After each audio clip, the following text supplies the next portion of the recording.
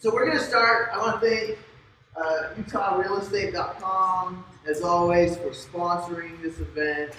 They're amazing. We sure appreciate all they do for our industry here. And I'm going to invite Brad Bjelke, the CEO of UCAR Real Estate, to pop up and give us a few words.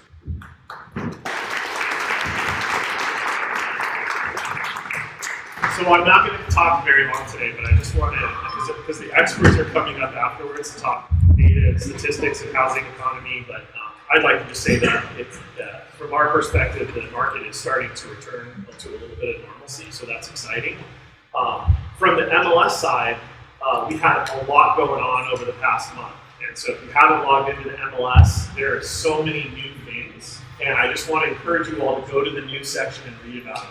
And I'm just going to point out too, we are the only MLS in the country to offer two things now. Everyone's going to copy us, and it's going to be copied probably in the next 6 months. But for right now, we now have the dedicated ability to put a floor plan in as a floor plan instead of as in like a photo. And so when it sits in a dedicated floor plan section, it makes it real nice for the consumer and your clients to go in and be able to separate, see that floor plan separately. We partnered with a company called Cubicasa. If you don't have the app, it's just Cubicasa. Go to the App Store, the Google Play Store, download it. Any floor plan you want to make for 5,000 square feet or less is free. So you can map out any property you're listing, map out your own house, a rental property. It creates an almost perfect floor plan in like 5 minutes. So it's amazing technology, and then you can upload it directly into MLS after that. The second thing that we added is our photo intelligence tool. And this is really the secret sauce for the future. And so how it works is when you load properties in, your photos from your properties, right now we have two upload sections. We have photo intelligence or the old legacy photo uploader. Here's what I'll tell you. When you pull into the photo intelligence bucket, immediately it scans your photo and will tag it. It'll tag it for things like brick beams, high ceilings, light hardwood floors. Okay, immediately we'll tag it and save it. It will also identify the room type, and it is like 99% accurate.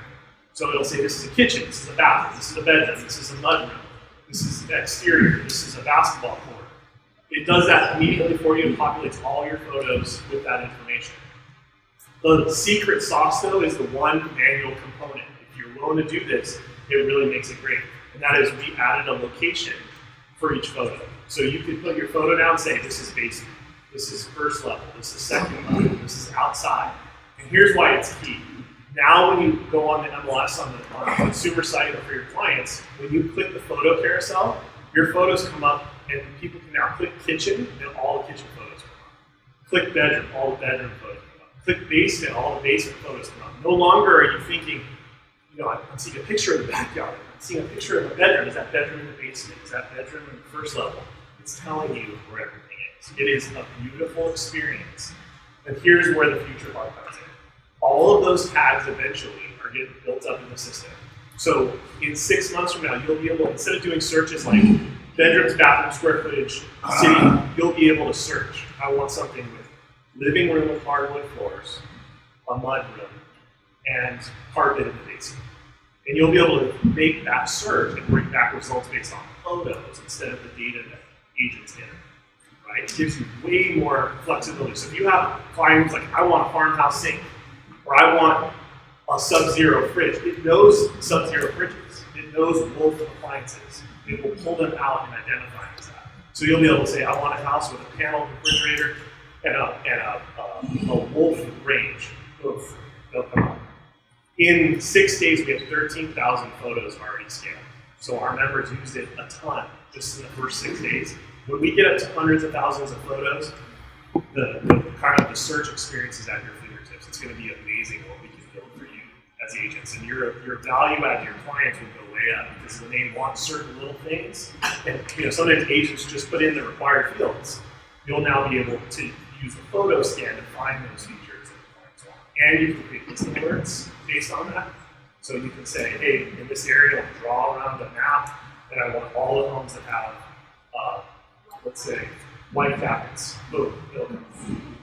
So don't be afraid of it. It doesn't get stored anywhere. It is an amazing photo scan tool that we utilize that is all property centered. So please try it out if you have a listing. If you have an existing listing, you can also edit your photos and add them all to it as well. So look for more on that. It's very exciting. I'm going to keep it at that. Thank you, Peter, and everybody here at the association for having us. This is an awesome event. So thank you.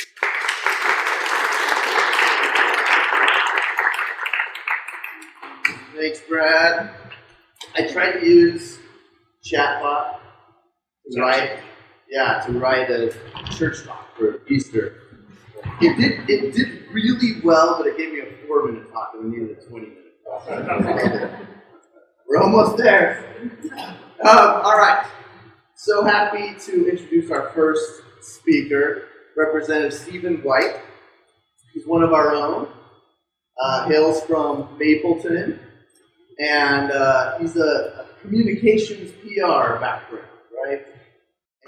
Currently working with the Rocky Mountain University of Health Professions in Provo. His district is Mapleton, a little bit of Springville, a little bit of Spanish Fork, so some voters in the room. Awesome. And he serves on a lot of committees, but the one that's most pertinent to us here today is he's the co-chair of the Commission on Housing Affordability, a big issue he's going to go through in Utah, as we know. Joined by his wife, Roxanne, as well. Thank you for coming. So I'm going to let him get to it. Thank you.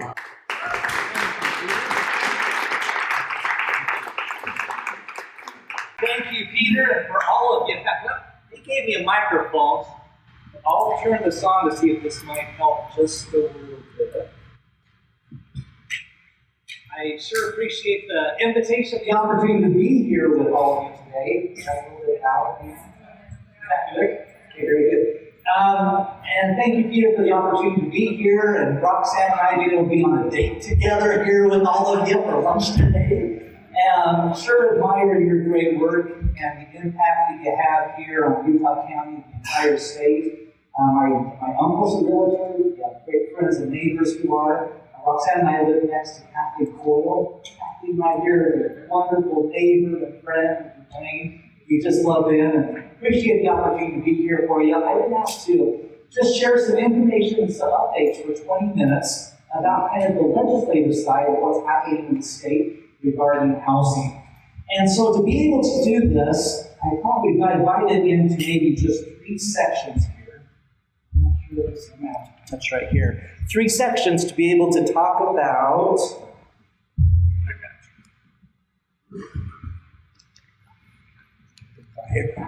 some problems that the state's experiencing right now, some principles to be able to help solve those problems, and some policy things that are being discussed in the state right now. When I first started this, the MC Carter Institute was visiting with me about this, showing the integrated aspects of housing affordability because it's such a broad issue. And I am so grateful to be able to be Distinguished James Wood from the Institute today. His research, the analysis, the recommendations, the reports provide such important data and information and guidance to the entire state, to the legislature. So I just appreciate him being here. He's really going to dive into data here. But this is so interesting how it's all connected. This is a photo here in Utah in the state showing the interconnectedness. High density apartments, high complex here, with homelessness as well, with homes being bought as well. Everything is just so interconnected within the state in kind of this complex issue of housing affordability. We're all aware of the news headlines throughout the state right now, and they're pretty daunting and they're kind of scary and intimidating right now. That the affordable housing crisis isn't going away, the correction won't fix the housing shortage, it's pushing renters up into financial breaking points. Some areas of the Wasatch Front, considering affordability, saw the biggest rent increases. St. George, limited number of supply there. Utah has the nation's worst housing shortage, and it kind of just, these headlines go on, and it's pretty daunting, a little intimidating. But at the same time, as we dive in a little bit to the data behind these headlines, It provides a little bit more of a context and understanding. So I thought I'd share with you kind of some things that are happening from the state legislative level to be able to address some of these issues. I'll just share 4 quick data points very quickly that have caught my eye particularly. One is that there's a housing shortage in the state. Now, this data is a couple of months old, but it shows right now Utah needs about 31,000 additional units just to keep up with supply. This slide shows there's good news and bad news. The good news is, just a couple of years ago, the state needed about 56,000 units. It's going in a good direction, so there's only about 31,000. So that's good, but at the same time, there is a housing shortage. The second contributing factor, we're seeing the construction costs that are increasing year over year as well. That's another contributing factor to it. Another piece of it is Utahns are being priced out of home ownership. Utah compared to the national averages. And the last data point is the population growth, meaning that Utah is anticipated, with the data right now, that Utah will need to build about an additional 250,000 units by 2030 to keep up with the population growth. What's fascinating, if we dig into this data a little bit more from the Gardner Institute, where is that growth taking place and where will those units be? And we're right in the epicenter of Utah County, where this is all coming into fruition. According to the data, Utah County alone would need about an additional 66,000 units by 2030 to keep up with the population. So as we look at these different data points, the question is what type of homes are needed, or what type of unit would be able to help their needs.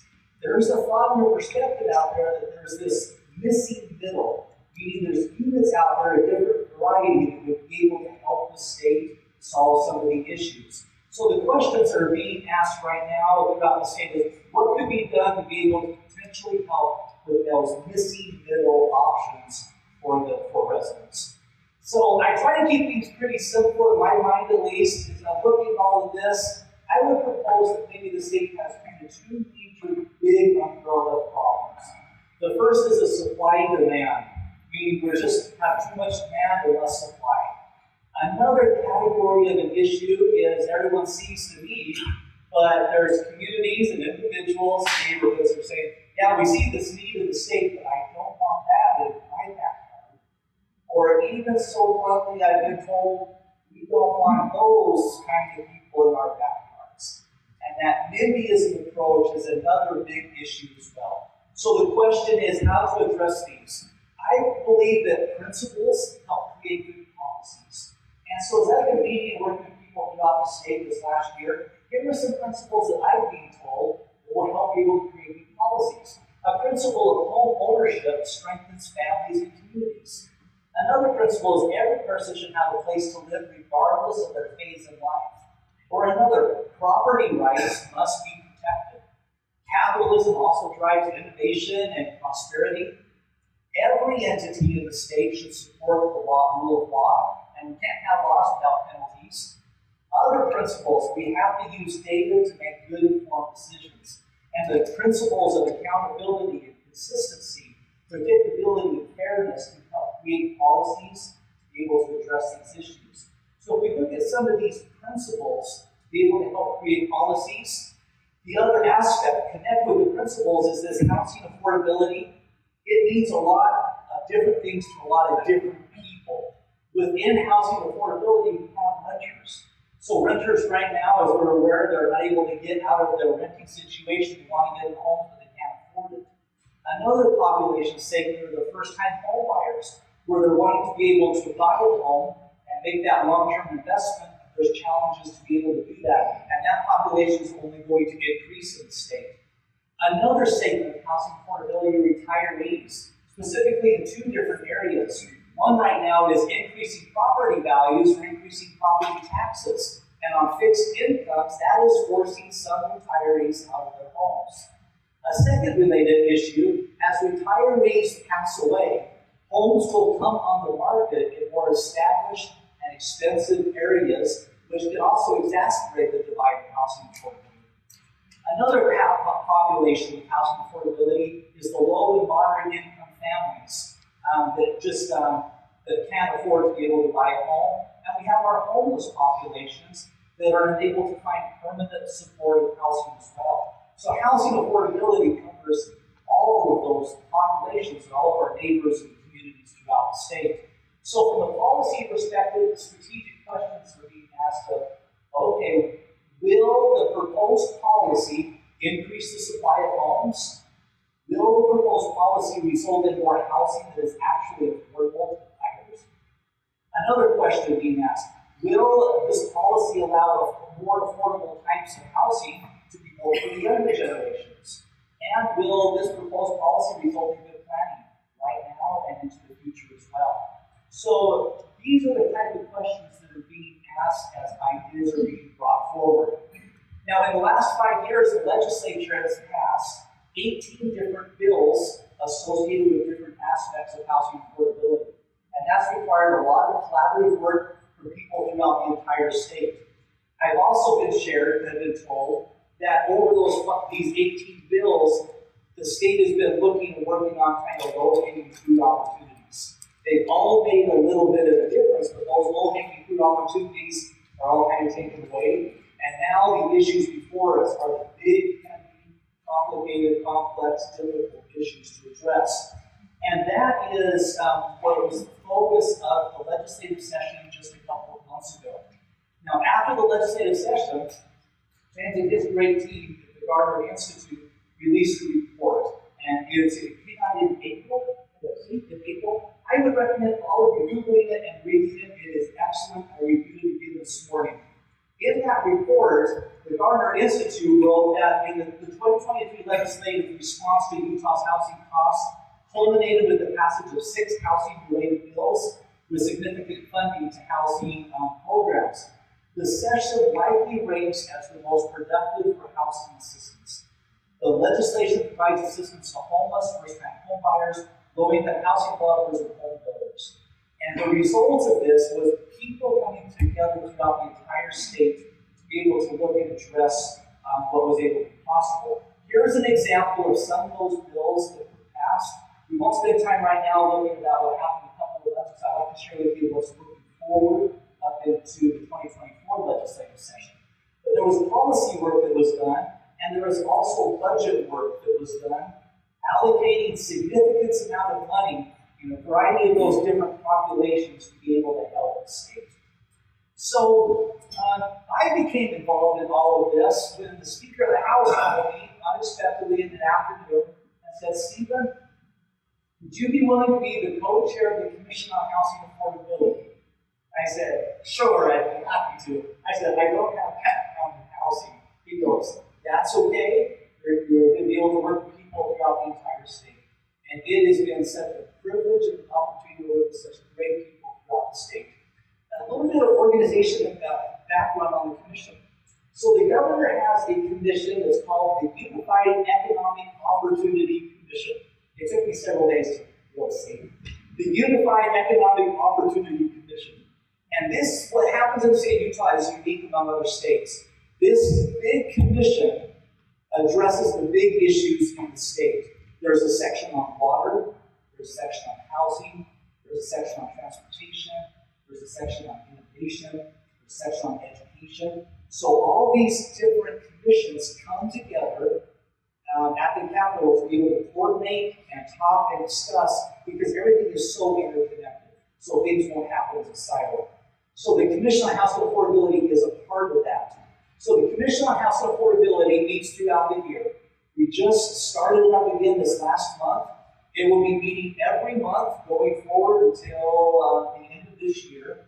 And the purpose of it is to gather recommendations, research data, look at what policies and issues that the legislature could address with legislation and makes those recommendations. So this year, we broke it up into 3 subgroups. There's the data working group, a policy working group, and a funding working group. And each of these areas has representation from groups and organizations throughout the entire state, all working together. And I'm grateful that the Realtors Association is at the table. They have been through this entire process of this class. We've got great advocates and experience on the Hill working with these areas to have good representation. I'm so grateful for it. Now, there's a lot of questions that are being asked by the Commission right now. Here's kind of 3 big category questions. What can the state do right now to reduce regulatory barriers that are limiting housing supply? What can we do to cut regulation? Another piece, what tools can facilitate free market solutions to also increase the supply of homes? Looking at the free market. And the other is, what can be done to increase the number of single detached affordable homes that would get to the cost of $450,000? So those are some of the questions that representatives and organizations from the state right now are wrestling with and we're talking about. Now, I think I broke every rule with the PowerPoint slide on this particular slide. There's so much information in here, you can't read it.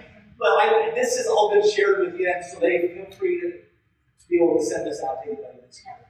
Here are some examples of ideas that are being proposed.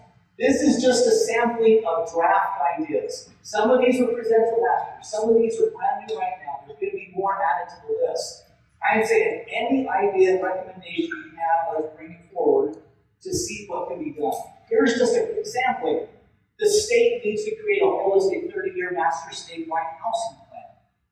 Another recommendation, deeply affordable housing grants to help housing meet the most vulnerable of Utah residents. Or to be able to provide critical infrastructure for rural communities. Or what can we do with single-family home ownership and down payment assistance? Or maybe fund upfront infrastructure to support cities to offset their expenses so more homes can be built in that area. Or as economic development incentives are given to companies to relocate here to the state of Utah, have as a part of that they would have housing requirements for their workforce so there's enough employee homes for all the new employees that are coming in. Or another one is to audit cities to ensure impact fees are used the way they're supposed to be. Or another option is to be able to transfer federal land to the state to create more space to be able to build more homes in highly populated areas.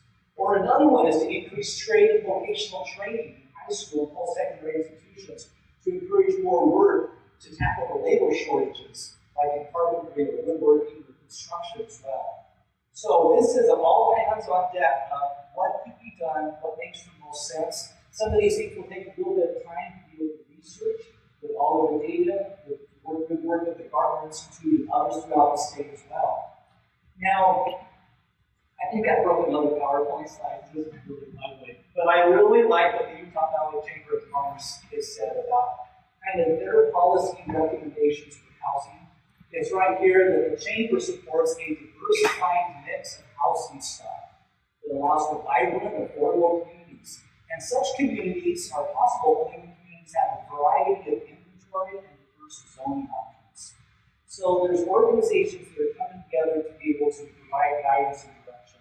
So the big question is, what can each of us do as far as next steps? One right now that I would recommend, and this is happening, but we need to have it happen even more, is that the private sector and government has got to work together. In fact, the entire state needs to come together to be at the table, to be able to listen to each other, different points of view, and hear different recommendations. Another one is that we're going to have to probably do some things in the state that are a little bit different than what's happened in the past, and that might not make everybody that happy in the state. Another is to create an understanding that Utah's growth equals prosperity. And another one is to change the mindset because the not in my backyard perspective is detrimental to our children and grandchildren as well. So those are some things maybe we can all do as we collectively work together. Now, as far as next steps with the Commission on Housing Affordability, the subgroups are meeting every couple of weeks. The commission gets together every month as well throughout the year. We'll start seeing over the summer a consolidation of recommendations and policy and budget recommendations. So this fall, it will synthesize into recommendations. It will present that to the Governor's Unified Economic Opportunity Commission for coordination with all the other issues of water, transportation, education, and those areas. And then they'll present them to the committees, the legislative committees. Bills will start to be drafted. And so the bills, the housing-related bills, will be ready to go when the legislative session starts in January 2024. And so that's just a quick overview and an update. It's kind of what's happening on Capitol Hill from the legislative perspective, from a policy and budget complimenting the great work that James does and his team with the Gardner Institute and the recommendations and research they've done. So thank you for the opportunity and allowing me to be able to be here with you.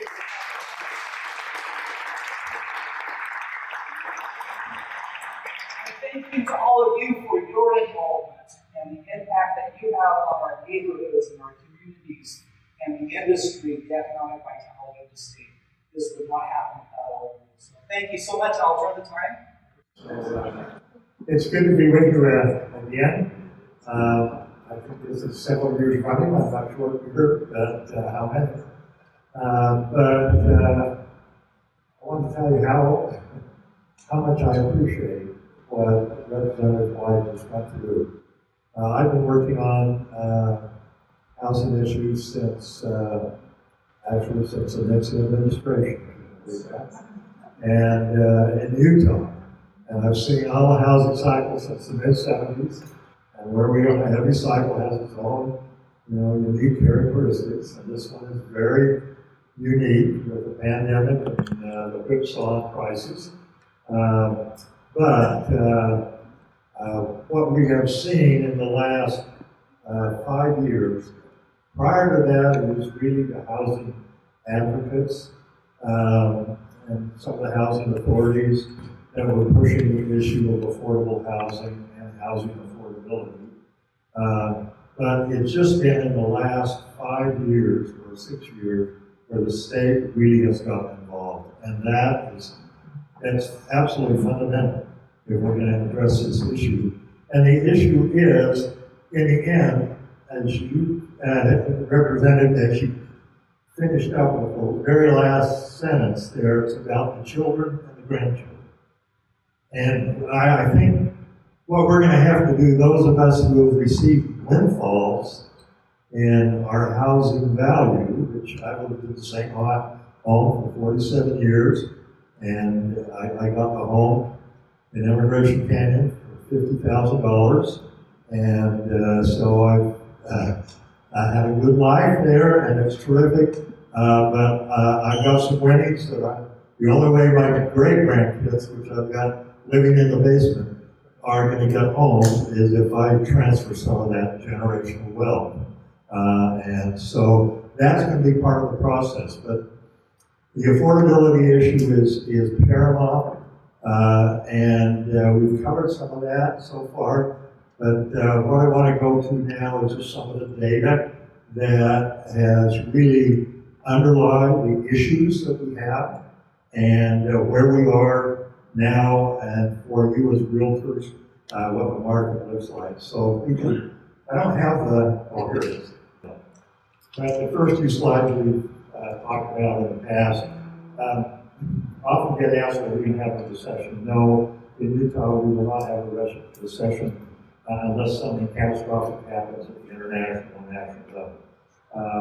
You can see over there on the far right the projections for employment growth, and they're quite conservative. I think employment growth in Utah right now is around 2.6%, unemployment rate of 2.3%. Nationally, we've got some really strong numbers at the national level in employment. So I think we're going to get through this, at least in Utah, with a soft landing. Let's see. There we go. Just these numbers again, and you have the chart. Utah, if you look at the 10 years, leads the country in employment growth, 34%.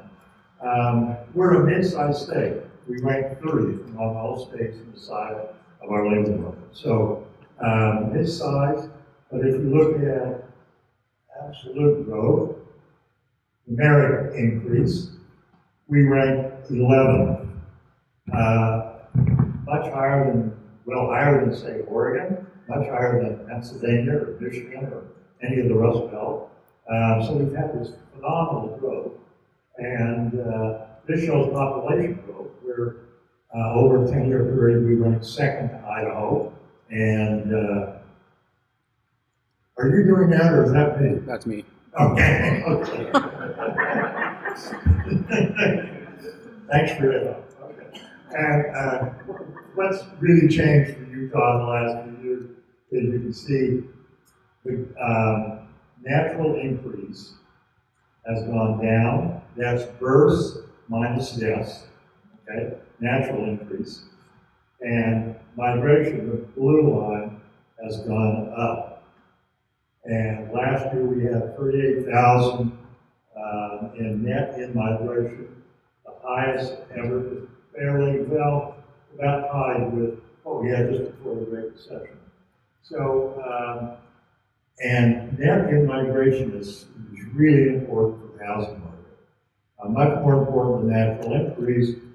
People have babies, it doesn't mean they need a new house, they need to move up, but people who move into the state are going to need a housing unit. So it's really fundamental for demand. So that's one of the reasons we've had population growth, or the employment growth and the population growth. What's population growth look like? We get a lot of net in migration, puts pressure on the housing market and prices. So, next.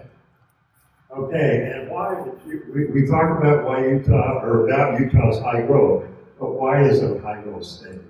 And over the years, labor market, we used to survey firms located in Utah. Why did you come to Utah, or why did you expand in Utah? Labor is the reason. Labor cost, quality, and supply. Geography, we are very lucky where we are geographically. No politician can take credit for that. We are overnight to the coast on the road. Our infrastructure on the surface road, we lucked out with Delta Airlines, willing to, when they bought Western Airlines, to stay in Utah with a hub, and we have a great rail system. Demographic growth, quality of life, state fiscal condition, high growth, favorable distribution of income. Those are all reasons that we have, and they're fundamental, and they're in place, and I think going forward, we will continue to be a high growth state.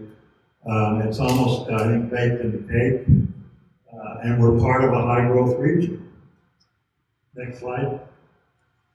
Well, on that point, I got a grandson who is in the Navy, and I was talking to him a week or so ago, and he said, I'm taking some extension courses. And I said, oh, how's it going? He says, great. You know, this AI is terrific, absolutely terrific. It writes my essays. And I said, that's not good. You're supposed to do that. He said, no, even the teachers accept it. And I said, how's the quality of the product? And he said, it's good. It's good. Yeah. I said, okay. He's on his phone, and I said, I want to ask a question. Why is Utah a high growth state? He said, okay, I'll do that. So he asked, and then 20 minutes later, he sends me the response from ChatGPT. And I don't have my glasses, so I'm going to have to get a little closer.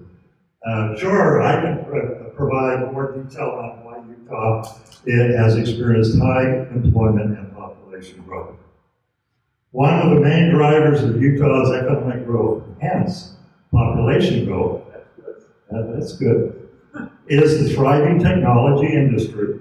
Over the past decade, numerous high-tech companies have relocated in the state and established their headquarters in Salt Lake City. Qualtrics, Adobe, and Overstock, and it goes on 3 or 4 paragraphs. It's all right at 30,000 feet, you know, employment, population growth, we've got a lot of high tech, but in the details, I told him, Nick, I'd give this a C-. And nowhere in the reply does it talk about our labor quality. Well, it does talk about our educational system. Labor quality, labor supply, labor cost. Those are fundamental, and the geographic location of Utah is really a huge advantage. Anyway, so for your kids and grandkids, maybe you ought to peruse what they're turning in and see if it's really cool. But anyway, Representative Whyte talked a little bit about the housing shortage, and this goes back in time, and we do this in a decade. And if you look at the 70s, 80s, 90s, and aughts, then over that period, we always produced about, on average, about 15% more housing units than we got households. Now that excess was really accounted for primarily by second homes. Okay, so you get that excess and also you get variations in the vacancy rate. But if you go to the next slide, and this is what Representative showed, and you can see the blue housing unit bar is below the household coming out of the Great Recession. Okay? And that prevailed for 7 straight years, building up that housing shortage. And then by 2018, we were getting more housing units than households. So it began to tip in the other direction. And we'll go to the next slide. So we get down to just a little bit, the more recent data, down to 28,000 from 56,000. And with the pandemic, it's really shut down new construction. Okay, and that's where you get the increase in the inventory sufficient to house the new households. Now, the next 2 years, given our projections, we're going to see a turn probably in the housing shortage, and it's going to get worse because of the high interest rates that really shut down the construction industry. We had a 25% decline in new construction in 2022. Went from 40,000 in 2021 down to 30,000. So significant decline. Single family really got hit. But down here in Utah County, it's still it's the level of activity statewide, and it's declined throughout the county. But still, Utah County, if you look at single family construction, 1 in 6 new homes in Utah, of 12,000 single family homes we had last year, are either in Lehigh, Saratoga Springs, or Eagle Mountain. 1 out of 6 homes. If you look at condominiums, we had 7,000 condominiums in the state, and 1 out of 4 were in Lehigh, Saratoga Springs, and Eagle Mountain. So the concentration in that area, and I just looked this morning, I wanted to see what's the difference in traffic count at Thanksgiving Point, and it's gone up about 20% over the last 10 years at State Highway 92, Timpanogos Highway. So, and that's where, of course, the point, and there's going to be a lot of development down there, and it's a real pinch point, I think, in terms of transportation and the issue for commuting. Anyway, the shortage is likely to get worse, which is bad news, particularly for those trying to get into home ownership. Okay? And we talked about that. There's the residential decline in new construction. Okay. Real estate sales about the same decline, and for 53,000 2 years ago, down to 40,000.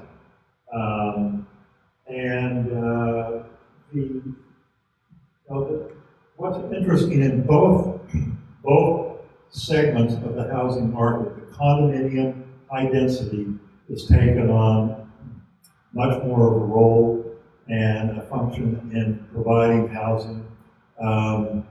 Now on the residential or the new construction side, apartments and condominiums, we have more of those than we do homes, single-family homes. And that's a rarity, and it's a trend that's continuing. We're getting, and you can say last year in the state, we had more affordable housing built than at any time in our history because we had so many apartments and condominiums built. So that's good. That's where the market's trending. Certainly builders have recognized that. They've moved to higher density townhomes, twin homes. Again, if you drive around Lehigh, Saratoga Springs, Eagle Mountain area, you'll see all of the twin homes or townhomes that are under construction. That's good. And also on the side of the real, existing homes, the condominium high density is a greater share of the activity. Okay, these are the sales across the Wasatch Front. And you can see Utah County last year down about 14% in sales. So far this year, this is through April, actually through May it's down about 17%. Not as weak as what we see in Salt Lake, certainly. So doing a little bit better in terms of holding it up. But overall, this is a correction that we needed. We had a period really of exuberance, 9 years of really a construction and real estate boom, unlike anything we've seen in the past. Only period comparable is in the 90s, the mid-90s, but it wasn't quite as long as what we've seen up to, and the pandemic was just, no one expected what I think analysts at the front end of the pandemic, you know, when and unemployment rate was going up, and values in the stock market, GDP were all falling, and thought for sure that the housing market would be really hammered in 2020 and maybe into 2021. We didn't know the lethality of the pandemic, but it turned out that the response by both fiscal and monetary response by the federal government put a lot of money into the system and drove interest rates down. And now we're paying the price for that, you know, what we see with lower levels of activity. Just a note on Utah's price volatility. This is the most recent data, and the blue line is Utah, the red is the U.S. You can see the difference in Utah compared to what's going on nationally. And we are higher on the upside and a little bit lower on the downside. So we have really, and that's part of the high growth, the impact of high growth. And we have now, in the most recent quarter, which was just released on May 30th by the Federal Housing Finance Agency, Utah's housing price index, they do an index, year over was down 4.3%, and that ranked 50th among 50 states. So we had, we've gone from periods in the 90s and also just before the Great Recession where we had the highest increase in the index to the lowest increase this last quarter. Next slide. Now, I know you can't read this, but what it shows is Utah minus 4.3%, Nevada is minus 3.6%, and as is Washington and California 2.9%. And you can see, I was just surprised by this. The eastern part of the country, of course, they didn't have run-ups in price like we did in the West, but prices have held, and in South Carolina, they're up 10%. North Carolina almost the same. And it's just, you know, you get kind of insulated. You live and work in your community, and you think, well, this is maybe what everybody else is experiencing. But wrong. The rest of the country is seeing quite stable prices, and overall, nationally, in the first quarter, prices were up 4.3%.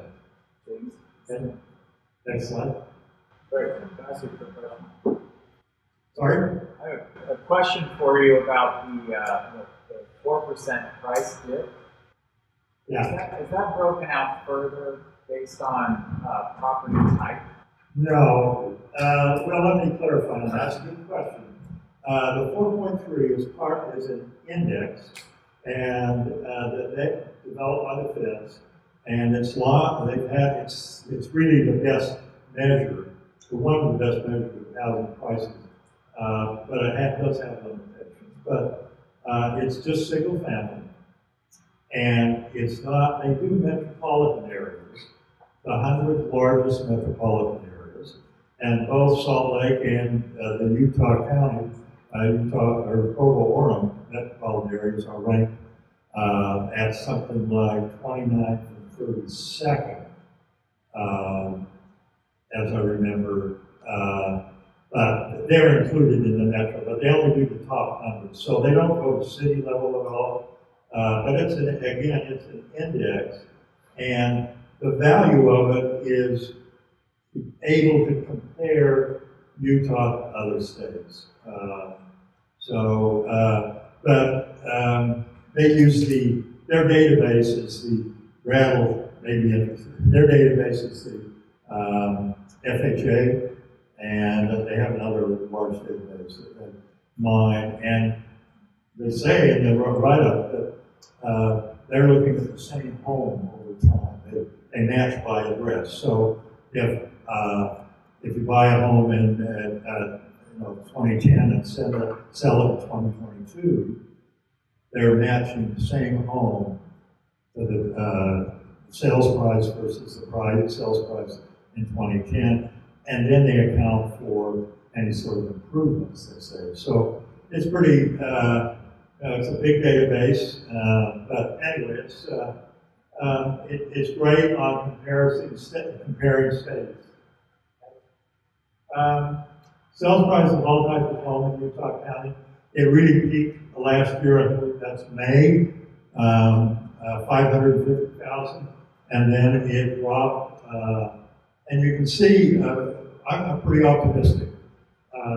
It's down, it's stabilized for 3 months, and now it's turned up. Now some of that is seasonal variability that you have, but I think, and I've got a bet, as I was telling Brad asked me about what I thought prices were going to do for the year, and last November, I was giving a presentation along with my colleague, Dayan Eskik, who has been with us now for 5 years, and studying the housing market.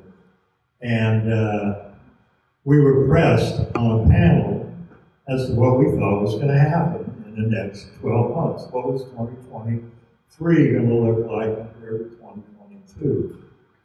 And Dayan, and I'm going to, you'll have to vouch that I give the right number here, Brad, but he said our prices will be down 10%.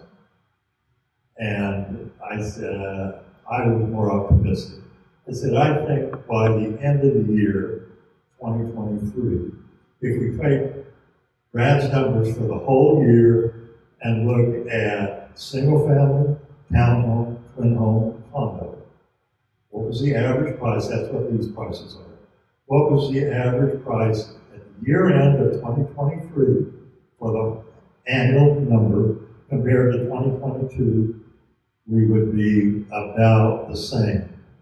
And right now, given the data we've got so far, I'm coming in at about 2% down, is all. And so I'm pretty optimistic. I think prices have stabilized.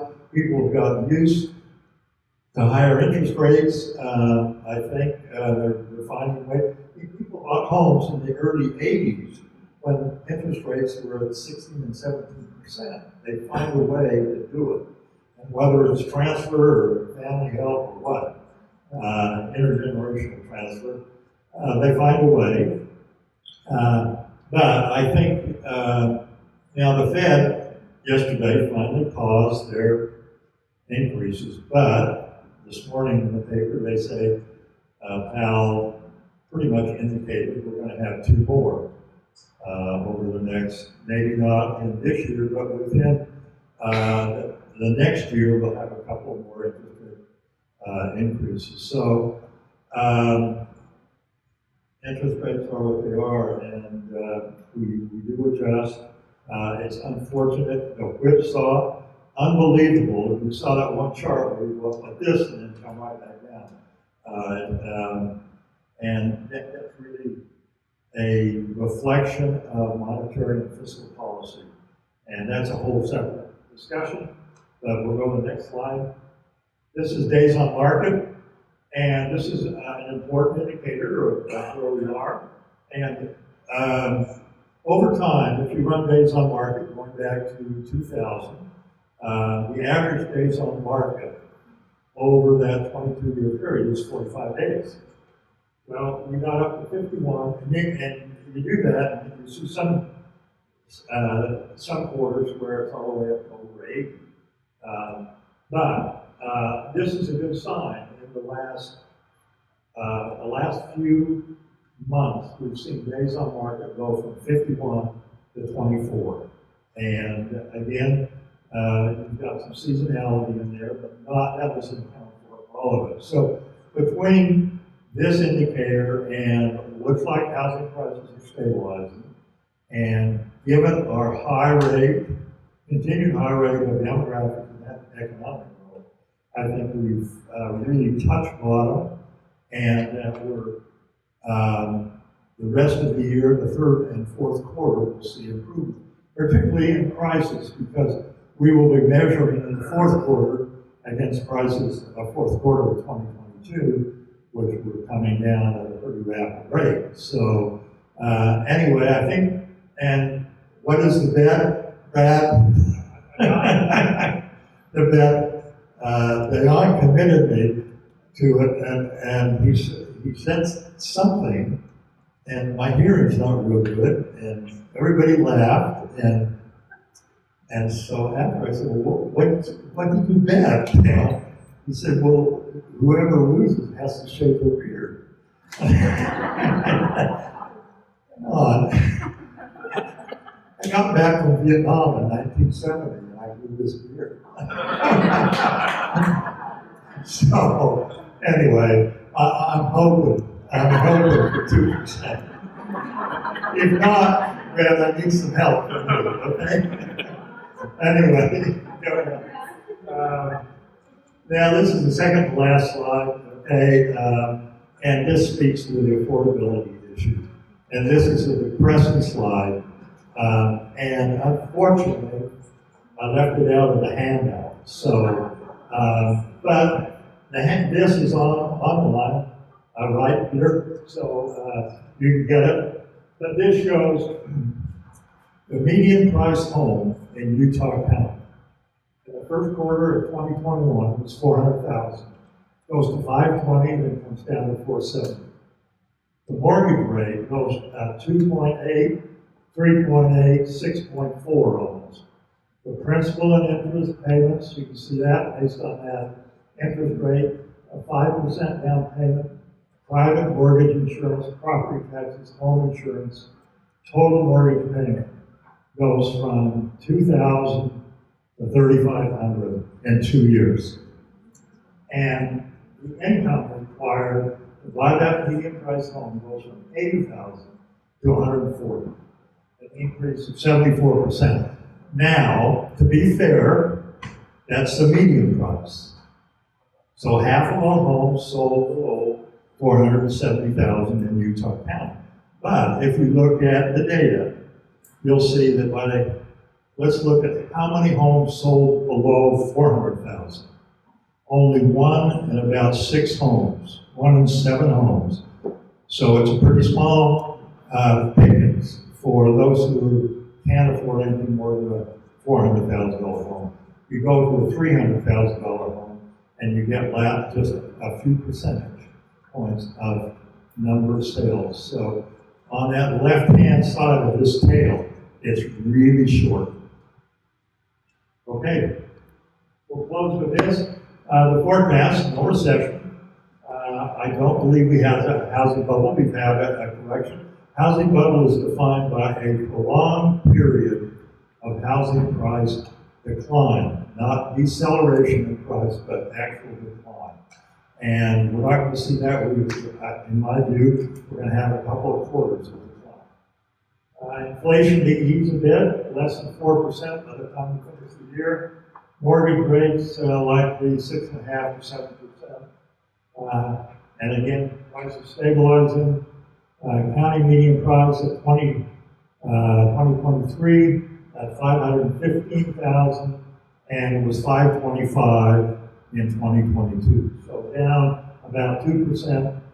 Sales are down 17 now. I think they're going to pick up in the second half, and we'll finish about 12%. And that might be real optimistic if the Fed's going to hold those rates pretty high.